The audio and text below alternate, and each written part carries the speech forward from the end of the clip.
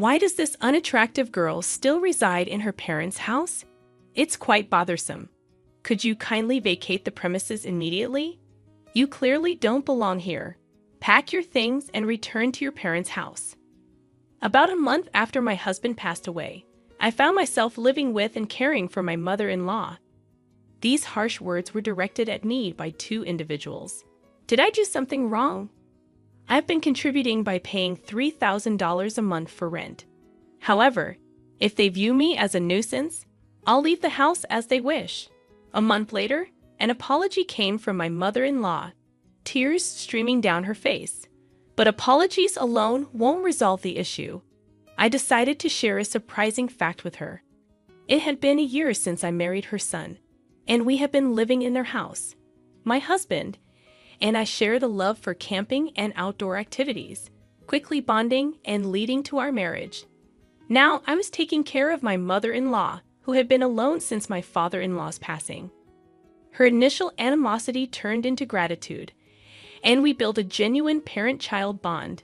My husband and I had a decent income, and we were giving her $3,000 a month as rent. Despite this, financial troubles arose. My sister-in-law, who didn't live with us, began making frequent demands for money. I intervened when she asked for financial help, suggesting ways to cut expenses instead. My husband, realizing the need for his sister to become more self-reliant, firmly advised her to stop depending on their parents. This created a rift, but my sister-in-law reluctantly changed her behavior regarding money matters. Since my father-in-law's passing, my mother-in-law had been more lenient with money, often granting her children's requests. However, it became apparent that my sister-in-law was exploiting this generosity, demanding larger sums of money. Taking charge of the family's finances, my husband managed the situation. One day, as I went to work, he wasn't feeling well and had gone to the hospital in the morning. At first, I believed it was just a common cold, but during lunch, my husband called, revealing that it wasn't just a cold. They had discovered cancer. The tests indicated that it was quite advanced, and I was told I had approximately a year left to live. His shocking words rendered me speechless, and panic set in as my thoughts froze. After standing still for a while, reality hit me hard, and I rushed to the hospital where my husband was. At that time, my husband still had enough strength to converse normally, but as the treatment continued, his strength diminished. After 6 months, he could hardly talk. 7 months later, struggling to breathe, my husband tried to convey something important to me. The content of his words was surprising and left me in shock. I spent several days absorbed in those thoughts, but a week later, my husband passed away. I couldn't believe it. I couldn't grasp what was happening. However, after his passing, I was busy with a funeral week and settling his affairs. Days passed, and just when I thought I could finally start coming to terms with my husband's death, an unexpected incident occurred. I have something to talk about. Is now a good time? My sister-in-law asked. Of course. What would you like to talk about? How much did you hear from my brother? Actually, I heard that a spot opened up in a very popular nursing home that's hard to get into. Why don't we consider admitting Mom there? My brother is no longer here, and taking care of that old lady must be a hassle for you, right? My sister-in-law's smirk about this topic made my heart clench. To bring up such a topic right after my husband's death, but looking into her eyes, I could tell she was serious. This house is too big for just that old woman.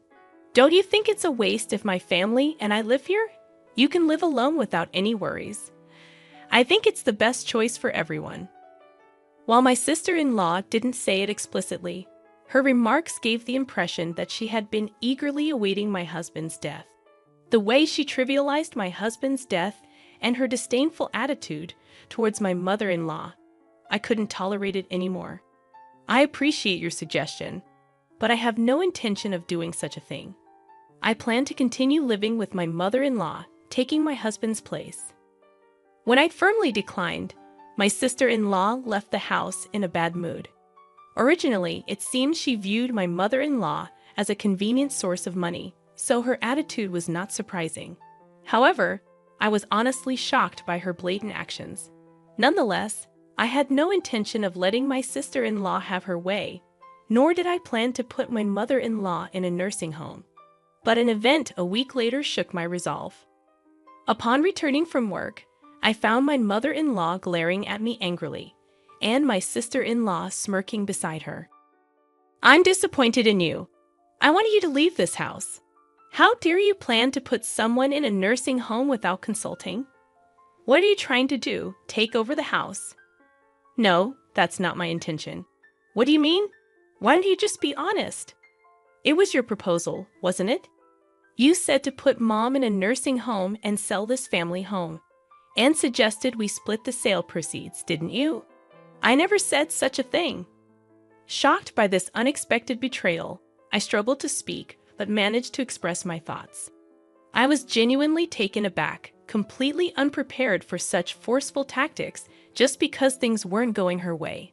The pain and sadness enveloped me as my mother-in-law looked down on me as if I were worthless. "I don't consider you family anymore. Please leave this house right now," she shouted at me with rage on her face. It seemed my mother-in-law had no intention of listening to me. "Understood. If that's what you want, I'll leave as you wish," I responded. Perhaps my sister-in-law had influenced her, but this was a clear betrayal for me, as I had decided to continue caring for my mother-in-law in place of my husband. I quickly packed my things and decided to return to my parents' home. I needed to find a new place to live and had a lot to do, but being kicked out by my mother-in-law deeply hurt me, so I decided to rest at my parents' home for a while. About a month later, my sister-in-law accused me of withdrawing money from our parents' account without permission. "Is that you? You withdrew money from our parents' account without permission, didn't you?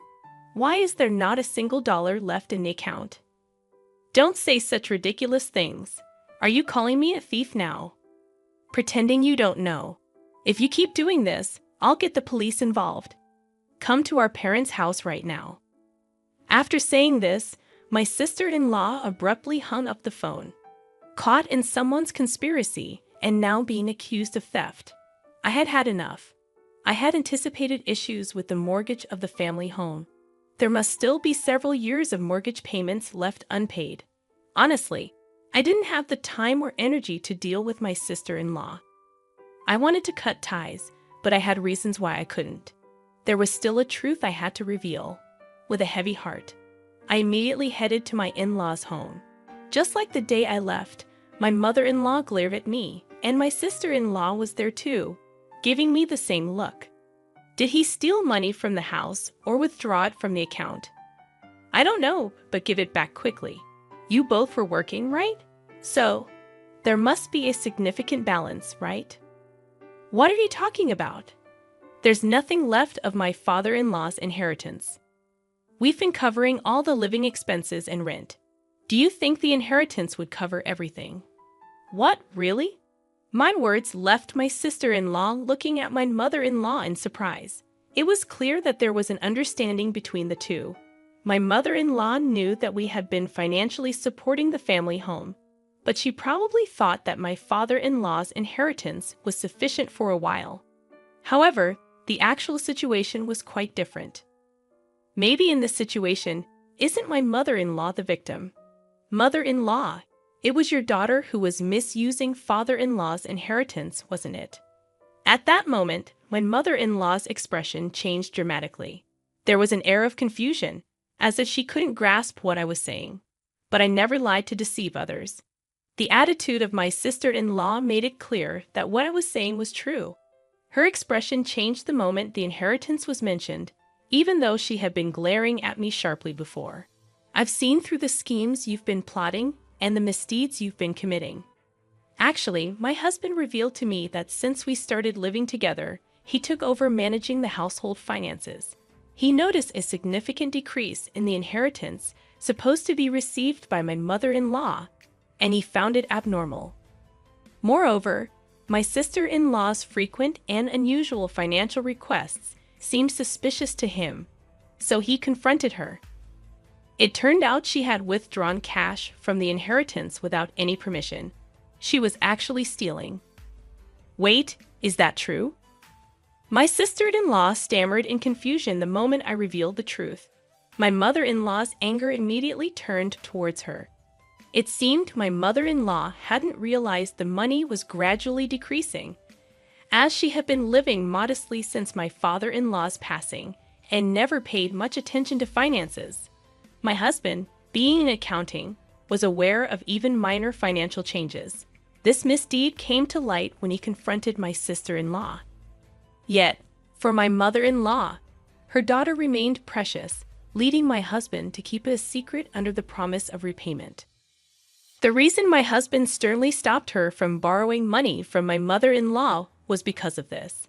I only learned about this a few days before my husband passed away. It was truly surprising, but it seems to be the truth. To steal someone else's money, even if they are family. What were you thinking? Can't you differentiate between what's right and what's wrong? My mother-in-law berated my sister-in-law. Stop making excuses, you thieving cat. Her face became increasingly red with anger, as if she was about to burst a blood vessel. Although not someone who clung to money, she had a strict moral compass, especially harsh on acts of malice and betrayal. Her decision to disown me, seeing my act of sending her to a nursing home as a betrayal, was also based on these values. These values applied not just to me, a non-blood relative, but also to her own daughter. However, I had more to reveal. Also, the large amount of money you got by betraying your family was used for gambling, right? Huh? Wait a minute. What are you talking about? My sister-in-law feigned ignorance. I've investigated everything. You'll understand if you look at these. I showed them several photos from an envelope. Pictures secretly taken by my deceased husband, clearly capturing my sister-in-law entering and exiting a casino. Your husband works for a foreign company, and you should be financially comfortable. My husband always wondered why you were so desperate for money. The investigation unexpectedly revealed your gambling addiction. Tell me, how enjoyable was it to gamble with someone else's money? What is this? This is called stalking. This is no joke. You're calling others thieves, and now this. And there's something else I need to tell you, mother-in-law. It was your daughter who suggested sending you to the nursing home. You know what? Finally, I've reached this point. It's time to reveal everything and then bring this to a close. My sister-in-law's true nature, previously unnoticed, was revealed through this incident. This should make my mother-in-law realize that blaming me was a mistake.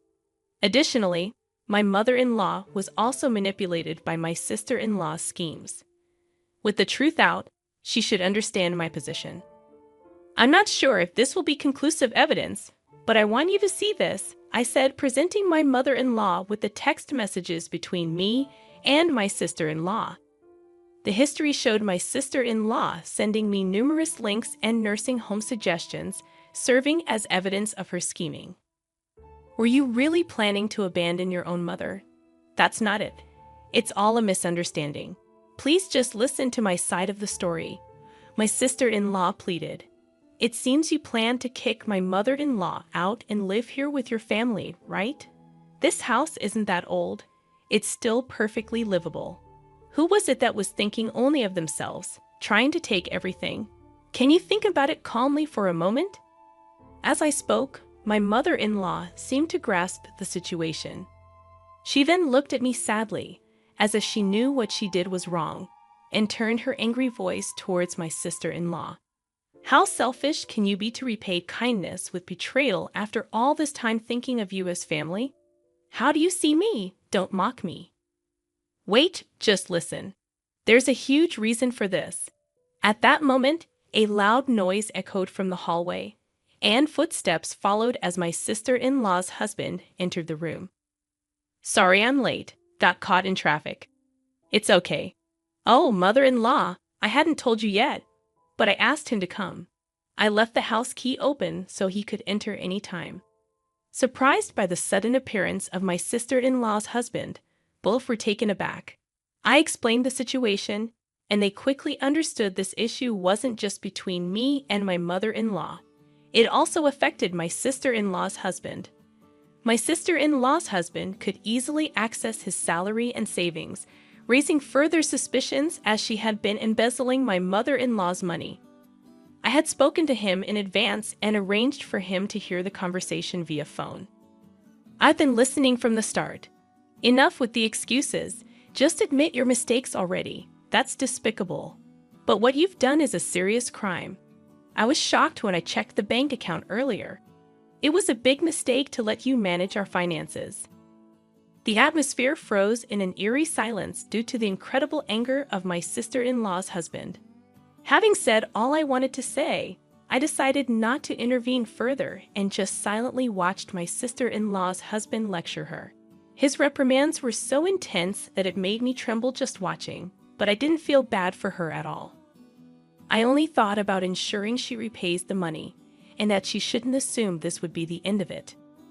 The lecturing continued for a while, and eventually, she knelt down to apologize to both me and my mother-in-law before leaving. According to my sister-in-law's husband, he had left the management of their household finances entirely to her, thinking they were saving and increasing their savings by cutting back on expenses. However, it turned out she was gambling away all the money saved. As her gambling intensified, she eventually incurred debts on her credit cards and began stealing money from my mother-in-law to pay it off. The total amount she owes from various sources is now more than what she has stolen from her husband and mother-in-law. Her husband, upon learning about this, decided to divorce her but plans to make her work to repay the full amount for the money she stole and the child support she misused. Until then, he had no intention of divorcing her and was constantly monitoring her behavior, hoping for her to change herself. It seems tough days are ahead for my sister-in-law. Later, my mother-in-law apologized to me for the misunderstanding, and we still meet for tea about once a month. Now that my husband has passed away, I want to maintain a good relationship with her, the mother who gave birth to him, and support her to the end.